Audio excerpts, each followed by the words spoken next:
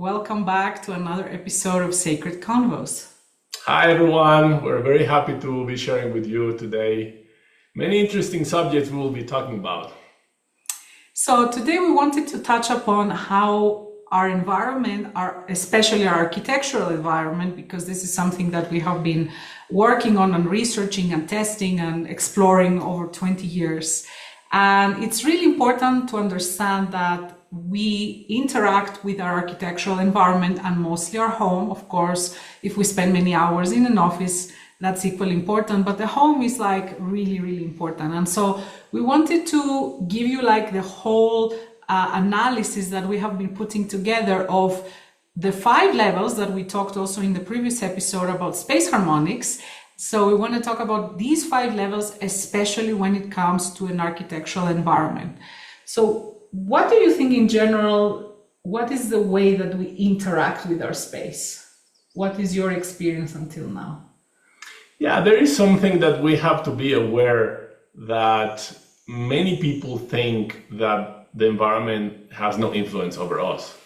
Like the way our house is, or the geometry our house has, or the colors, or the electromagnetic field, because there is like this association I have realized with many clients and many years of practicing architecture and design, that some people, they really think there is no connection between the external space and the internal space. It's like, okay, if I have a house, it's covering me, it's protecting me, that's more than enough.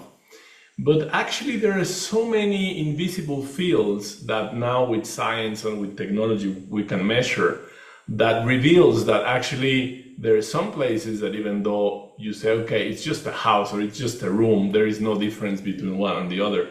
Actually, there is a lot of difference. Yeah. There is a big difference.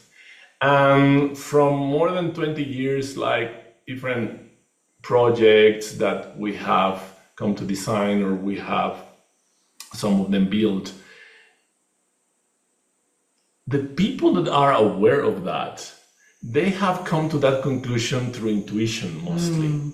That's what, like, their intuition says, there is something here that doesn't match, or this place, I don't feel so good in this place, or I cannot sleep properly in this space or in my bedroom, or I'm having nightmares and I'm not feeling good. I think for many people that are not so aware of their environment, I think the not so good sleep, it's like something that brings them attention to, okay, maybe there is something like disharmonic with my room or my space, right? Because I think so many people today are really struggling with sleep. I think it's something that, because we live in usually for most people, we live in environments that are extremely masculine, like very yang. In the Taoist philosophy, it's called yang. So, noise and EMF and pollution and all these things are, if you add them all up, they create like a very intense environment. And when you sleep, you want to go to the yin. So you want a peaceful environment. You want, if possible, a zero EMF environment. There are many things. So I have heard many times people that they don't have usually that awareness around the energy of spaces, that, since I moved, I've listened to that many times with clients or other people. Since I moved to this house, I haven't been able to sleep well. And I think there is something wrong with my room, right? So I think that's if you are struggling with that, of course, again, there can be things internally, right? Like you might have issues with cortisol or your liver, or there are many things there. But for sure, the space where we sleep in, it has a major effect, especially on our sleep. So I think this point that you brought up is really important as an example. Yeah, because we live in a world where usually you want to see it to believe on it. So if I tell you right now there are electromagnetic fields all around you, you will say, well, I don't see them. Maybe they're not. I don't care. So, of course, we have mobile phones, we have all this Wi-Fi, all this radiation, that this cloud of electromagnetism is transformed into technology, and is transformed into our internet life that we all know. But there are more subtle fields. There is not only that frequencies, or those frequencies that we can use in technology. There is also a lot of more subtle frequencies that actually affect us. Exactly. And it's just fascinating because with science and with technology, we as architects, as designers, we can measure that. We can measure what are the frequencies that are interacting in space. And not only that, we can also measure if the frequencies that something is emitting, like imagine the earth and the sky, they're always in communication. And we're in the middle, of course, and the building and the design of the building will also interact with this field. We'll have a dialogue, sometimes a peaceful, harmonic dialogue, and sometimes it will not be so peaceful. And what I have come to conclude is that when we show them with measurements, with different devices, like, look, this is exactly why you cannot sleep, because there is a lot of disharmonic electromagnetic fields or electrosmog. And then sometimes, you can go to a place and you say, well, I don't know, I just don't feel right to be there. And then when we go and measure it, the markers are really off the chart. Like it has a lot of electrosmog, or sometimes it can have, and that's more complex to read, but it can have underground falls or underground water, things underground that you don't see, but they are emitting a field, an electromagnetogravity field. They're emitting a field of energy that sometimes can be harmonic or sometimes can be disharmonic. Think in terms of water. Like you can have water, you can say, okay, all water is the same. Well, actually, no. Yeah, that's a very good example. Because water, you have qualities of water. You have, of course, seawater, you have, like lake water, but there you have all the spectrum. You can have spring water, you can have water that has been reused in a factory, and then of course you can clean it, you can do whatever you want, but it's not the same quality. Yes, it's all water. It doesn't have the same energetic imprint, yes, like when it comes out pristine out of the mountain, right? And then when it has gone through 1,090-degree pipes everywhere that are full of, I don't want to go there, but it's like full of garbage and even a residue from drugs and toilet paper. I mean, again, you can have, as Arturo is saying, like all kinds of water. So the energy in your space, I want you to imagine your home as if the door is an entrance and then water comes in. So the same way water will move in your space is exactly the same way the energy will move, literally. And all the ancient civilizations had a way to work with it. That's one part that we will explain in a bit with the 5 levels. But if you have a water in your space that moves easily and harmoniously and flowingly, right? That will give a very different effect in the quality of that water. Whereas if you have sharp corners and you have the way it's designed and the arrangement creates like a lot of discoherence and it's not easy for the water to move, then you don't have such a high quality water. You have like a lower quality water. So it's exactly the same, just to give an easy example. And that, of course, has to do, among many other things, it has to do a lot with the form, the shape, and the geometry and the proportion. That's why ancient people had, for example, the Taoist philosophy, they had the feng shui, they had in the Hindu tradition, they have the Vastu Shastra. In ancient Greek tradition, there was the F-zine. We have the Mesoamerican one. Like all traditions around the world basically had something called auspicious arrangements. And why is that? Is because they knew that the way they arrange things, one way or another, will have a completely different effect. Like literally the way you place things or how you place the openings or in what orientation, of course. Different orientations mean what? Different electromagnetic frequency, because the sun is in different directions, in different altitudes, in different degrees, right? So they give a completely different blueprint energetically. So of course, the orientation of different functions according to the solar orientations was important across all cultures. So let's get into the 5 levels, no? Well, before that, I would like to just finish this thought of the quality of water so you can visualize it regarding the quality of the electromagnetic field.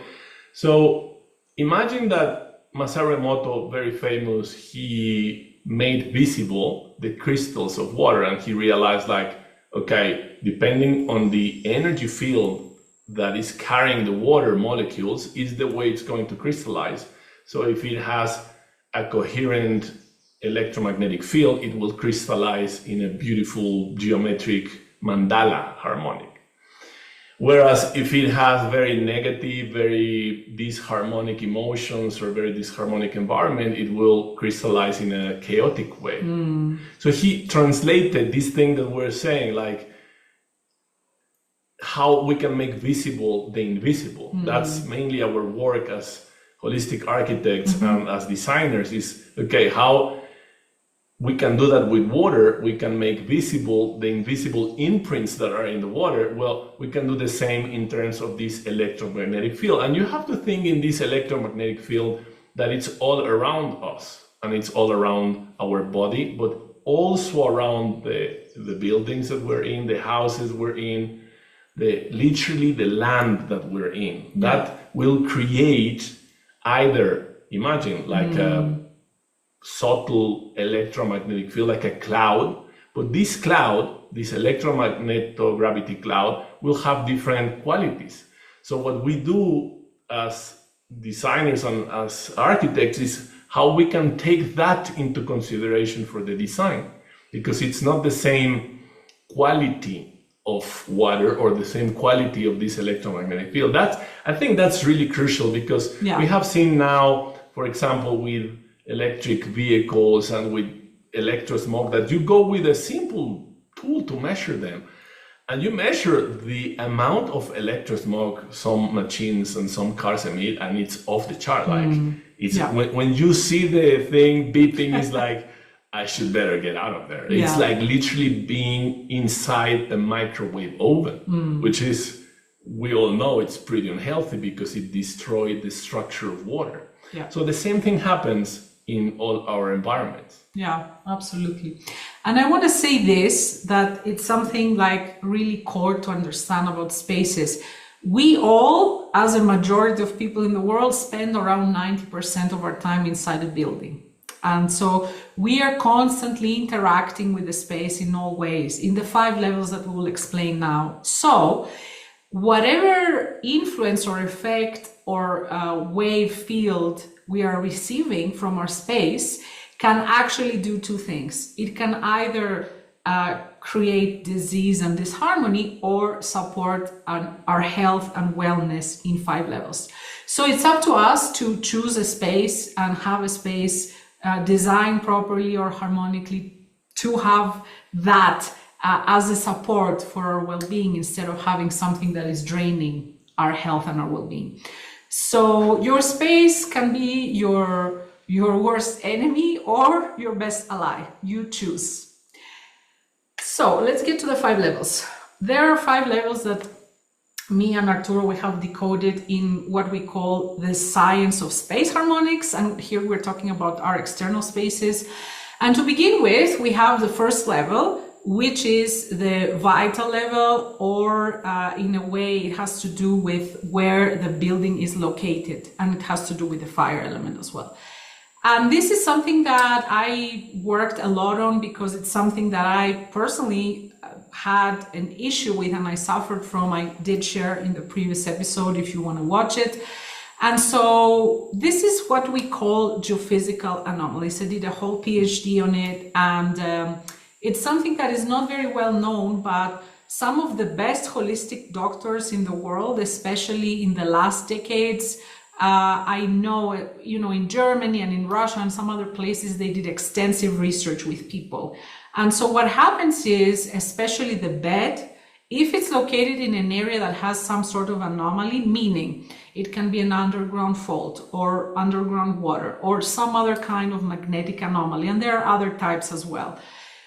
The issue is here, meaning that whatever the mean value or the average value of the field in an area is, the anomaly will have a higher value or a lower value. It is not so important if it's like a higher or lower. The important is that there is a big shift in that value. And so that causes an anomaly, meaning that area doesn't have this coherence. And so what happens is when we sleep or live many hours of our day over this anomaly over the long term, it has been proven with many different pieces of research that can lower the immune system, can create issues with the cardiovascular, can be a root cause for cancers. So that's why many times I feel that when we're looking to root causes of diseases, we forget about our spaces. And sometimes it's the number one. Sometimes there are many other root causes. It can be emotional, it can be physical, nutrition, there are many things, but our space is definitely one that needs to be looked into, especially when we're struggling with our health. So for this vital level, it's important to know if you're, for example, if you're choosing a land, it's important to know if this land has more coherent energy, if it has a lot of fault lines or none, if it has high levels of coherence. So this is something that we do, for example, for any client, and sometimes we do this consultation. So we consult our clients to pick one land over another. Of course, there are other things to consider when picking a land, but that's a major thing. And again, if you're living in a city or you already have a built house or an apartment that you cannot change, of course, if we cannot move anything, there are a few other options. One is that if it's the bedroom that is the main issue, you can move a room if it's possible. We have done that for some clients. And so, the field completely changes. That's one option. Or if there is no such option, then there are different remedies to balance out. We have found after, so many years of research, and also for me personally, because I'm highly sensitive about that. And so there are remedies that you can put over your bed, like a specific top mattress that creates like a very homogeneous field and protects you. And I struggled with my sleep when I was sleeping over an anomaly, over 20 years ago that I didn't know at that time. And so there are different solutions. If you are struggling with that, reach out to us through our email, contact@geophilia.org, and we're happy to help. So that was the first level. So in the second level, we have the physical level, which is all about the earth element. And here we have things as materials, emissions, and electromagnetic fields. So what can we share about this level? Well, this level is very interesting, and it's just very vast. It's amazingly vast, because what I was explaining before, we have this idea that, like a house is just a house and that's it. But when you start getting into the details of a house, like what are the materials that it's made of, like what Lydia was explaining about all this underground, of course we cannot see them, but we can measure the effects it has. And all these energy fields, they have an effect on us in long term. Sometimes in short term, depending on how sensitive you are. And regarding the materials, we have a very, very big spectrum of materials, because one thing is what the material by itself is in terms of its materiality, what is it made of, if it's earth, if it's concrete, if it's wood, if it's industrialized material, metal, if it's plywood, what the material it is. And other thing has to do what are the electromagnetic qualities of that material, because that's two different subjects. One thing is the material by itself, the physical, chemical properties it has, and other thing is the electromagnetic properties and how it's going to resonate or not with our biology. What do you think is different in the materials of construction today versus some decades ago? What has happened? Well, one of the major things that we have been observing, like in everything else, is that the quality of materials have gone extremely high to one place and extremely low to the other place. So it's mainly like thinking in organic food or conscious food or very well taken care of food without pesticides and very clean, versus industrialized food and like these big chains of restaurants that everything is industrialized and it has a lot of preservatives and it's just full of chemicals so they can have a longer shelf life. It's something similar applied to materials in architecture. So what we've been observing is that natural materials, of course, they will always be the best in terms of raw materials versus very, very highly sophisticated industrialized materials. And eventually, I think very soon, maybe in 5 or 10 years, we will have robotic materials, like literally self-assembling nano-level materials that they will create shapes with a program, like physically. Quantum materials. Yeah, like robotic materials, like literally self-assembling molecules that they can change the color. So you have a concrete that will change color, or actually maybe can even change form according to a program. So I think at some point we will have that. But the thing today is like concrete, for example, is not the way it used to be.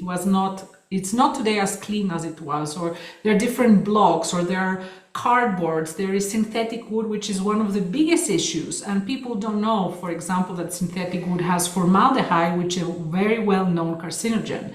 And so, of course, there are solutions for that. And you can, again, reach out to us if you need help with that. But materials have changed significantly. And they're, unfortunately, the majority of them today, unless you know what to look for, you can be inhaling, like literally all day from your house, toxic emissions. For example, formaldehyde needs 10 years to off-gas completely from a synthetic wood. Imagine that. And so this is an important part. And of course, again, better choose the most natural materials, or there are remedies if you're already living in a space, or you can have low VOC paints, or there are different ways you can manage alternative natural materials. And of course, in the same category here, we have everything about electromagnetic fields. So now we have Wi-Fi, and we have mobile phone antennas, and we have all the EMF of the house that is growing and growing, right?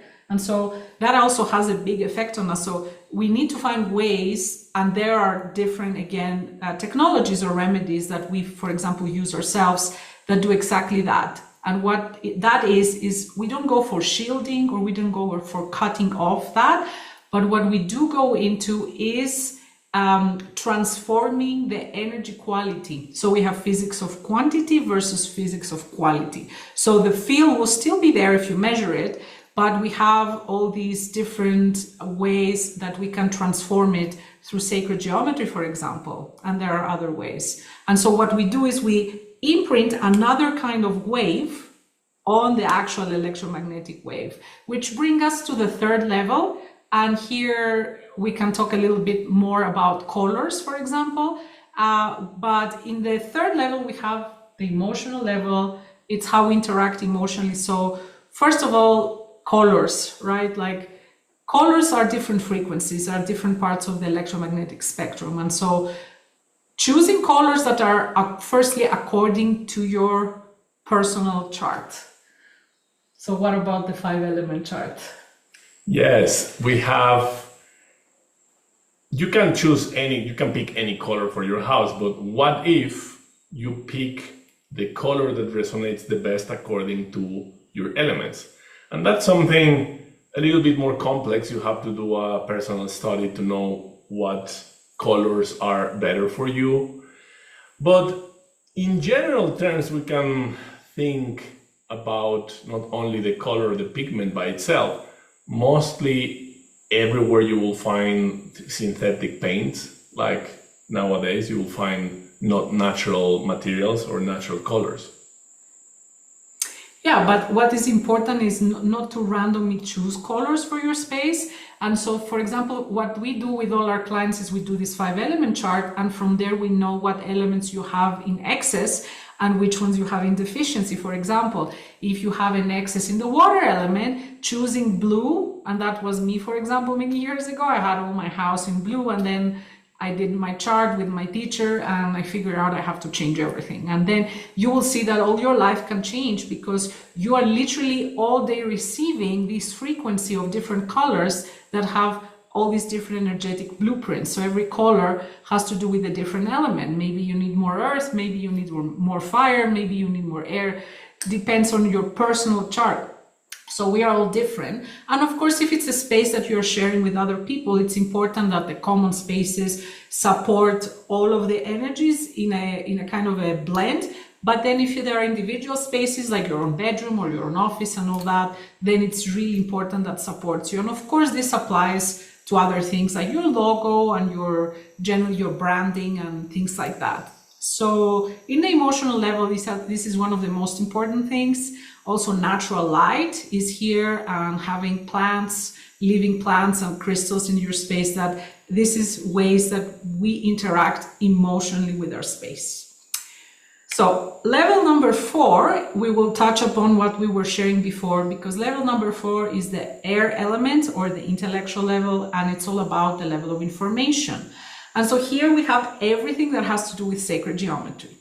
And so what is exactly the kind of waves that geometry emits, and how does that interact with other things, as we were saying before, with the normal EMF? Yeah, this is very interesting. It's an amazing subject. Just to understand, if you're very new to this subject, sacred geometry, it's called also fractal geometry, or the geometry of nature. So it's how we can imitate what nature has been creating for millions of years, and we can use that geometry and use it in our benefit to create better designs. So what happens is that in this level, some scientists realize that actually you can influence, and this is pretty wild thought, because if you think first, at the beginning, someone that is not so familiar with sacred geometry or the power that sacred geometry has over living things, you will say, well, I don't know if this is true, or maybe this is just, like an idea. Well, actually, it has been measured. It has been measured over and over and over again. There are thousands of scientific peer-reviewed papers on how geometry, simple sacred geometry forms or shapes, influence biology, how these can influence our body. And what happens there is that what fractal geometry is doing is that it is organizing the field in a different way. It's creating patterns, it's changing how these waves, imagine like the water, how it is behaving. It is creating different like implosion energy or explosion energy. It is changing the way this field is moving. And this is crucial for our health, because when you implement these sacred geometric forms in different places in your house, or the whole house by itself, when you're designing a house from scratch, you will change the way this whole electromagnetic field is interacting with itself. Because what I was mentioning before is that we have the normal Hertzian waves that are what we call the electromagnetic waves, or the currents that we have in our house. Okay, that's the normal Hertzian waves. And then we have something called the longitudinal scalar waves. And this is also what is called compression waves. It's a lot of technical things, I know, that might overwhelm you, but just imagine sound waves, they pressure the air and they emit this frequency. And so this is a kind of a compression wave. So geometry does exactly the same. It sends out these scalar waves. These are the waves that Tesla worked with, and there is a lot of work, and this is coming more closely now to mainstream science. But what happens is when you imprint the scalar wave over a normal EMF wave, then you can change its properties. And that's the magic of sacred geometry. And also everything in nature, from the very small level, from the quantum level, to the nature that is around us, to how the universe designs, is basically exactly that. It's full of the same proportions and the same shapes over and over again. And if you want actually to know more about that, you should look into Arturo's course, Cosmic Design, and he gives you all the breakdown of that, like from 20 years of his experience. It's amazing. So that's the fourth level. And of course, there are many other things, but that's like the most important. And then for our fifth level, we have the ether element. We have the spirit level, the spiritual level. So there are ways to create like a very highly coherent space. I always recommend like for anyone to have a space that is like a meditation or a healing space, a space you can go to isolate, to come in contact with yourself. And even if you're more advanced, there is ways to design a space using a lot of techniques, a lot of like special powders in the walls and crystals and geometry in the floor. And there's a lot of things that we can do.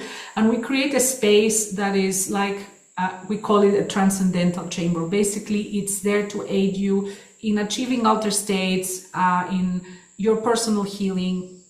And also, there are ways to activate your mission. So does your home support your mission? Does your home support your vocation? Does it help you evolve spiritually? And yes, your home can do that if it's properly activated. So there is a way to do that. And if you're interested, again, write us an email and we can share more. But it is important, the same way there is a heart of the house, there are legs, there is storage areas, there is, eating areas. The house is like a human being. And all the ancients knew that. And so it's important that it has a head as well, which is the connection with the spiritual world. Yes, and integrating all these 5 parameters, you will have a wider vision. Like, okay, it's no longer just bricks. It's no longer just a floor and a ceiling. Wow, this house, whatever you are, or even, offices, like we have been in so many offices that sometimes they have a big problem that it's called like a sick building. Sick building syndrome, yeah. So what happens there is that they don't have fresh air, they don't have light, like sunlight, they have everything artificial. Exactly. All the materials are synthetic. Tons of So what happens is that you start getting further and further and further away from nature. Exactly. And we are nature. We are the universe. Sometimes in some groups they say I'm trying to do a meditation because I want to connect to the universe. It's like, you are the universe. We are the universe in a human form. And sometimes we forget though. Sometimes, but we have to remember. But the important about that is that there is nothing more wise than nature by itself. And then, of course, we have created all this artificial technology and all these artificial things that we all enjoy so much. But it has to be a balance, because if you go extremely to these artificial worlds and you alienate from nature, then there is no connection. And it's so important, that connection, because it's not only a romantic connection. It's like, oh, I'm going to walk in nature, or I'm going to walk a little bit in the woods and then I will reconnect. It's not like that. You're literally informing electromagnetically all your cells and all your DNA when you are connected to this. It's called the Schumann resonance, or the Schumann cascade. But now, in the past, it was kind of in between worlds, in between science and spirituality, but now it's pure science. Everybody can measure it. You can measure it with the special equipment. Everybody can measure it. Yeah. So it's like how we can see differently our house, the place that we are, the places that we're working, because depending on the coherence of this field is how focused you will be, is how healthy you will be. And this keeps adding up. At some point, your biology can break, like say, okay, this is too much artificial information. Or incoherent things, or the shape of your space, or the proportions, or the geometry. It can be so many things. So it's important, because it's important to look at your space at these 5 levels, because I know many people, for example, only talk about, okay, healthy materials, like ecological architecture and all that, which is great. Other people only talk about the energetics, or they only talk about feng shui. Other people only talk about geobiology or geopathic stress. What is important to understand is that if you really want a healthy space and you want the best health for your life, this is what you need to have. You need to have this coherence, this space harmonics across these 5 levels that we mentioned. And so do a check for your own space about these 5 levels. The best way you can do it, give it a rate from 1 to 10, and let us know in the comments below what is the area that you're struggling the most. So that's for today. Thank you for being with us, and see you in the next time with our next episode. Thank you so much.